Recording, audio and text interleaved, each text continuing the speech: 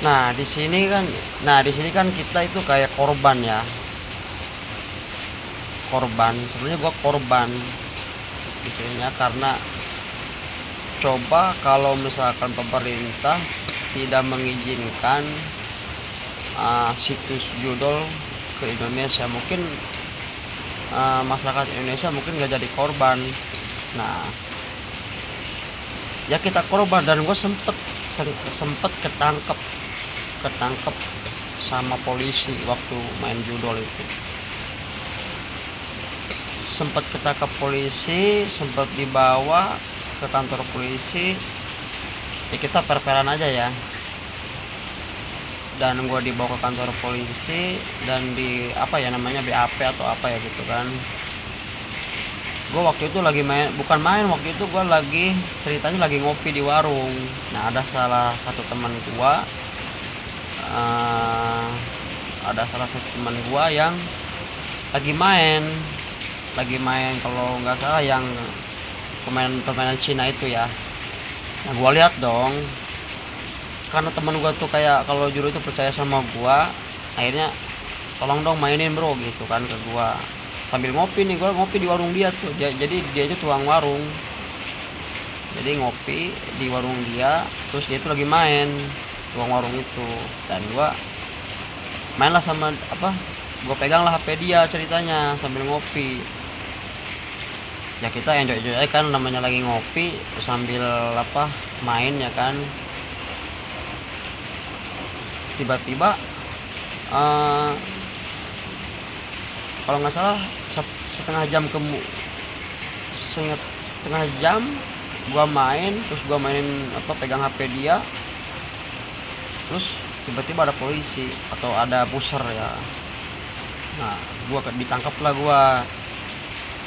Sebenarnya waktu itu gua nggak, HP gua nggak main, cuman karena gua mikir buat teman gua nih, gua nggak mungkin dong ninggalin teman gua ngambil diri gua dan jadi teman gua dibawa polisi. Akhirnya gua ikutlah ke kantor polisi itu, dan di sana gua ngejelasin, Pak, emang di apa di judul itu di slot udah dilarang ya sama pihak hukum ya kan. Udah ada undang-undangnya kan, karena kan judi ya kan.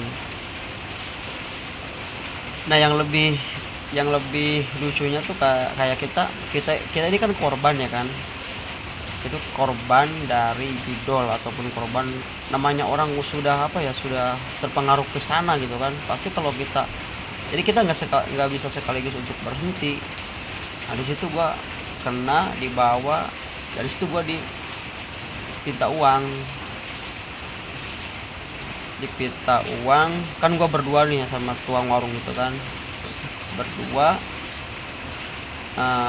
Waktu itu gue dibawa berdua sama teman gue. Sekarang teman gue udah pulang kampung, dia udah, gara-gara itu dia akhirnya bangkrut tuh warungnya. Nggak tahu bangkrut, nggak tahu habis kontrak ya. Sekarang dia udah pulang ke daerah Jawa, nggak tahu Jawa apa Sukabumi gitu, Subang ya itu. Kayak karena istrinya itu orang Jawa, suami itu orang Subang. Nah, di sana gue ditanya-tanya lah sama polisi itu, tanya-tanya ini itu udah gayanya tuh udah kayak gue tuh udah kayak maling gitu kan, udah kayak gimana gitu, gimana sih namanya orang. Kata gue dalam hati, gue ini korban, kenapa gue harus kayak maling gitu kan. Nah, di sana gue akhirnya, karena gue waktu itu ada kerjaan yang lebih urgent, akhirnya Masya Allah waktu itu gue astagfirullahaladzim ya kan, gue dipinta uang dengan nominal waktu itu 30 juta. Dan gue bilang kalau segitu saya nggak punya apa gitu ya kan. Ini juga saya mau ngusahain 20 juta juga nggak mungkin, nggak bisa. Cuman gue mau ngusahain nih dengan nominal 20 juta kan, satu orang 10 juta kalau mungkin ya, kata gue. Terus teman gue tuh bilang, lu ada duit nggak? Gue kan bilang, gue duit dari mana kan gitu. Kayaknya gua masya Allah, mana gua ada kerjaan, malamnya gua mau pergi ke bandara kan. Mana gua waktu itu pas kenanya itu kayak di lagi kerja ya kan. Gua mau kemana lagi ini kan, udah mah pernah kemana-mana tuh. Akhirnya gua pinjam ke teman gua, bro lu ada pegang uang nggak 10 juta, gua lagi di kantor polisi. Lah kenapa lu kantor polisi? Kaget teman gua kan, untung temen gua tuh langsung efek gitu kan, mau bantu gua. Kenapa kantor polisi? Gua nggak tahu nih, tadi gua lagi di warung lagi ya mungkin main lah gua ke gap gitu kan, kata gua. Terus gimana keadaannya, gimana siapa yang nolongin lu? Ya mungkin dia juga udah paham, namanya kita udah ke kantor polisi pasti kan kita udah pasti apa ya, udah main duit lah gitu kan. Terus gimana, kata gua, lu ada 10 juta enggak, soalnya gua cuma pegang duit 5 juta, kata gua. Ya udah gua usahain sekarang, katanya. Ya udah nanti gua dapat 3 hari gua bayar lah, soalnya gua juga mau minta sama orang tua waktu itu kan, orang tua gua.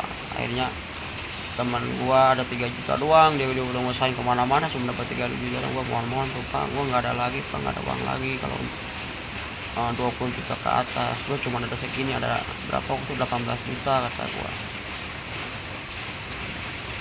Ya udah, katanya nggak apa gitu kan. Akhirnya nah di gua kadang-kadang ya Allah, gua ini udah pingin berhenti gitu, udah pingin kenapa gitu ini negara, kenapa nggak bisa blokir gitu loh link judol. Kita ini sebagai korban, kenapa negara itu kayak pemerintah nggak bisa bantu gitu. Udah kita korban, terus kita ditangkap, terus kita dapat kena biaya gitu loh, kena denda atau kena nggak tahu apa lah ya kan. Gue mikir ya Allah, ini benar-benar kata gue kayak gue marah gitu, kayak pemerintah nih parah banget ya kan. Kenapa dia bikin undang-undang dan si linknya itu masih dibiarkan gitu loh, kayak situs-situs gitu. Harusnya kan kalau misalkan dia ngelarang nih kita untuk bermain judi online ya kan.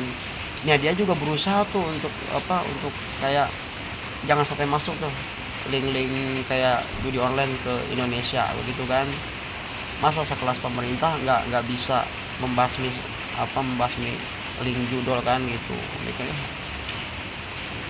Ya kata orang, namanya kita udah saya bilang kita korban, kita diminta uang gitu. Jadi udah lucu lah.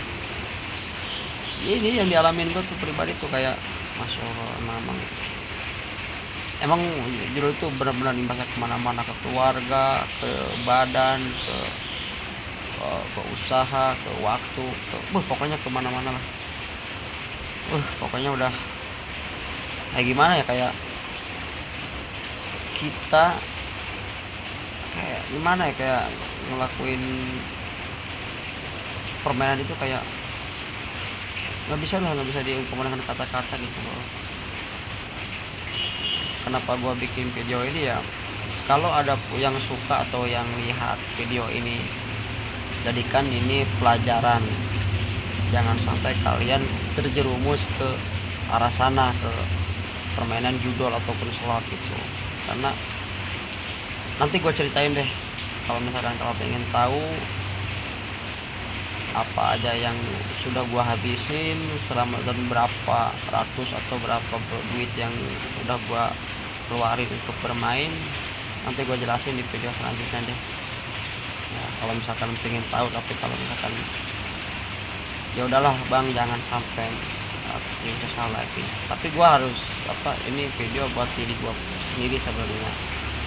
Dari suatu nanti gue punya cerita kenangan terpahit, terpedih, terdalam, ini ada di sini gitu, di memori gue ini.